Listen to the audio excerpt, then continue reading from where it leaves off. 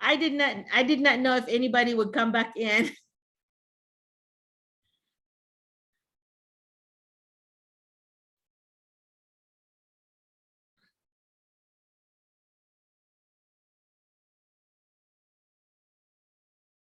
I said that was our last video, so I guess this is our last video. That was second to the last video. This is our final video. But anyhow, so sorry, I got lost. No problem. We got cut off. That's right. So Okay. that I hate to leave when it's not quite, somebody in the middle of somebody talking. So those that came back, who was it that was talking that need to finish? Was it Yes, Vanessa? yes, I got lost at I don't know. It was It was dropped because our Zoom ended. So Yeah. that's why I just went back in. Oh, okay. Okay, go ahead, Vanessa. Tell me, you were asking something, right? Yes, it's about the title of the person. Okay, ma'am or sir. Yeah, but because what they do is they will introduce themselves. They say, okay, this is I'm Dr. McCullough, and then everybody will introduce themselves. You need to take a piece of paper and you start writing down number one, whoever said number two, number three, so that when you address them, they will be so impressed if you call them by their name. Okay, if they're Dr. so-and-so, you need to call them Dr. so-and-so. Okay, if they're Mrs. so-and-so, so pay attention when they introduce themselves. You need to write their names down. Okay, so it's very, they know that you are a good listener because you got their names. Okay. So is it Dr. Merlina or Dr. McCullough? It depends. See, mine is always just Merlina. I'm very informal. I know I earned that, but it's not Dr. Jesus, so it's gonna be Merlina. So it's, I just want to be humble about it. But in some situation, like for example, if I'm a speaker in a big group, yes, I will use I'm Dr. Merlina McCullough, because you have to kind of establish your credibility. But I felt like with you as audience that me, I'm just Merlina, but I know it's hard for people to change that, because it's with me, with my teachers who are now my colleagues at Arkansas State University. I cannot change it. Like Dr. McBride said, Merlina, I'm just Jackie. And I said, Dr. McBride, I can't do it, sorry. But you've always been Dr. McBride to me because you taught me, and here we are now colleagues, but I can't do it, sorry. That's just my culture thing. It's my cultural thing. So yeah, whatever you feel comfortable, but it's always a good thing. They always say that names are the prettiest sound that we hear. And so do not murder their names, okay? Like people would always call me Marlena, M-A-R instead of M-E-R.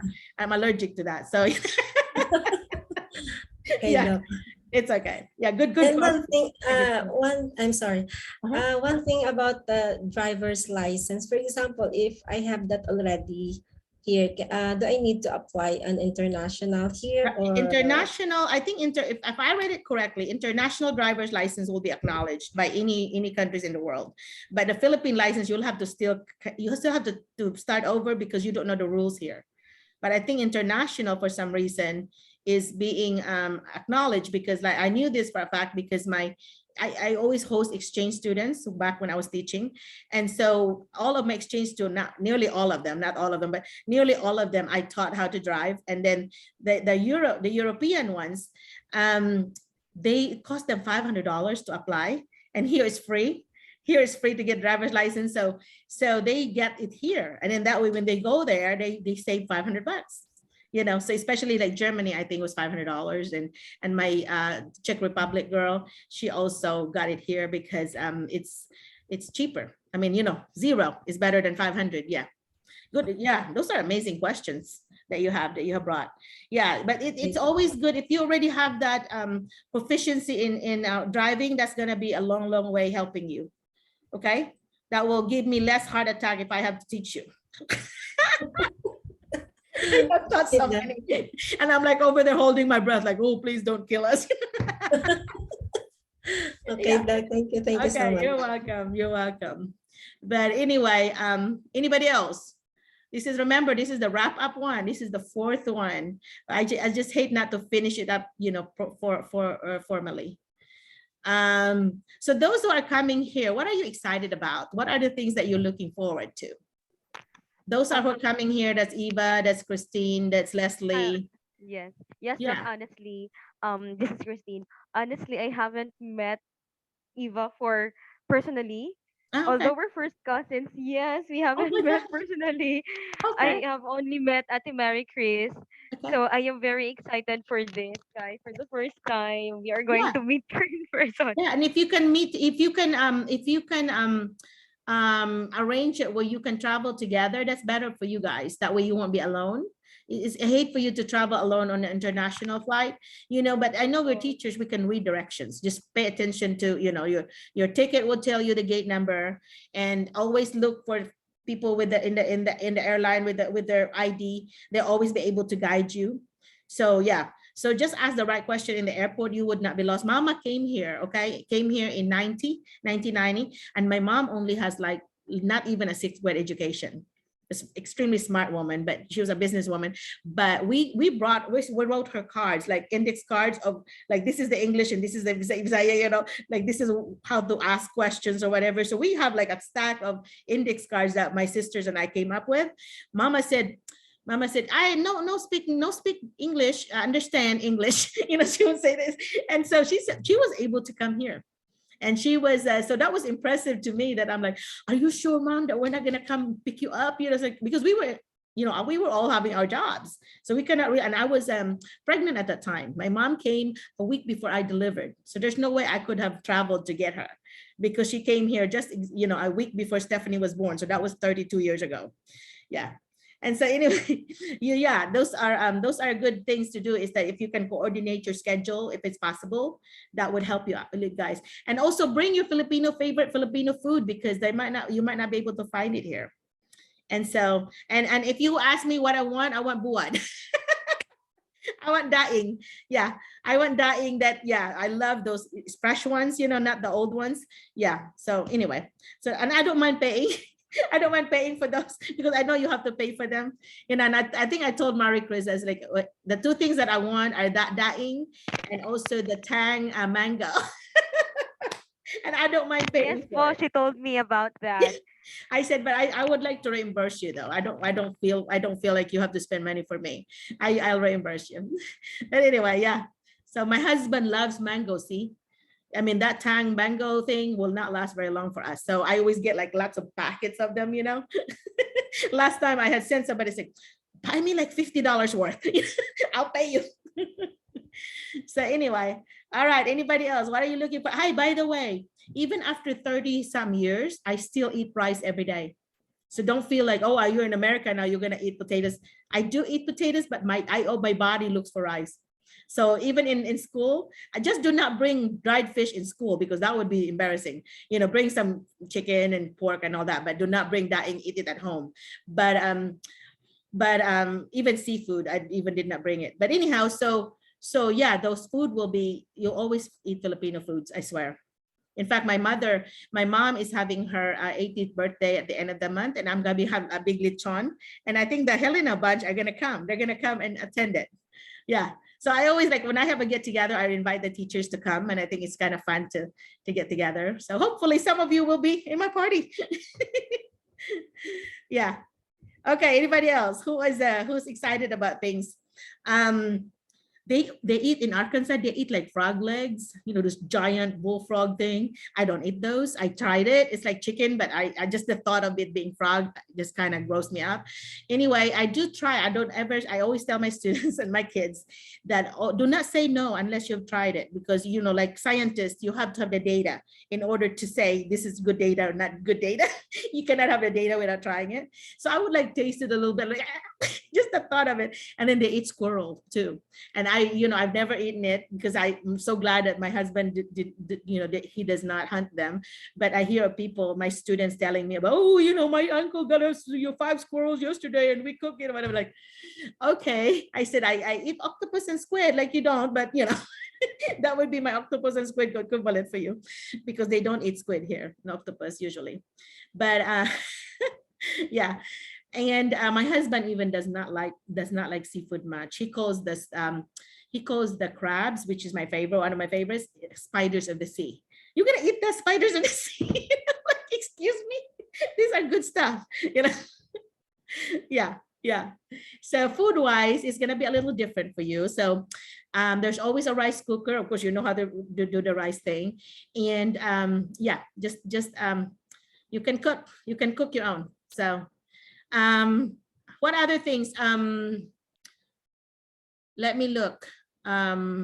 There's gonna be people wherever you go. Like Maria comes with me. They're always trying to flirt with you because especially the African American men, they like Filipinos. They will always say like this security guard would say, "Ma'am, is that your daughter?" And I said, "Well, she could be, but no, she's not my daughter. She's one of our fellow teachers." And I said, "Well, can I like date her?" And I'm like, "Why are you asking me? She's an adult." Like Maria was in the room or something, and I happened to come back, and he was like, these two security guards were like trying to date her or something, and I'm like, "I'm not her mother, and you need to talk to her, not me." And then I told Maria, she said, "Oh, I'm not interested," and I'm like, but they are. But anyhow, and every time I go to that hotel, same hotel, I'm like, "Where's your daughter?" Or "Where's your friend?" Yeah, so you will meet that. And also those high school teachers, and you are just you young, Eva, for example, and Christine, you are Leslie, they have they might try to be inappropriate with you, the high school kids. They think that they have a crush on you and they're going to be obvious about it. Just be sure and say, "Hey, that's inappropriate. I am your teacher and you're my student," and you don't say things like that. Okay? You just kind of, don't be mean about it, be friendly, but at the same time, you tell them that is not an appropriate behavior at all. So I said, for example, the teacher next door that's older, so are you going to say that to so-and-so, to Mrs. Smith? Are you going to say that to Mrs. Smith? No, you're not. So you are very inappropriate with me. So because they'll try to test their boundaries. When you first get here, they're going to say, "Okay, what can I get away with?" If they're going to try to check your boundaries, if they can get to it, they're going to do it. So if they think that they can push you around, they're going to push you around. And then you get that reputation that, that class is easy. You can just misbehave there because she's not strict. She's not whatever. So you're setting your reputation, and they're going to tell everybody. So you're going to be miserable because the other kids are going to hear that you are a pushover. Don't be a pushover. Okay. And so in order for you to have a good management, the classroom management, is you just have to be consistent. Have your routine, establish your routine, and be consistent on if they misbehave, your rules need to be established. If they have to be part of the rule making, like my students were always part of us making the classroom rules, because they have to have a buy-in on that, that they are part of making the rules. And so they say, "Hey, look at number 3. Remember number 3? What did we say on number 3? This is," and they read it like, "Okay, did we follow that? I don't think so." So keep trying, so you have to remind them, and you cannot just let them get away with it. Just because you're new and just because you're Filipino, for example, they think that they can push you around. Do not let them push you around, or you're going to be miserable because you will not be able to teach. They're going to be talking over you. Okay. And especially our African-American culture is so different in Filipinos, the opposite.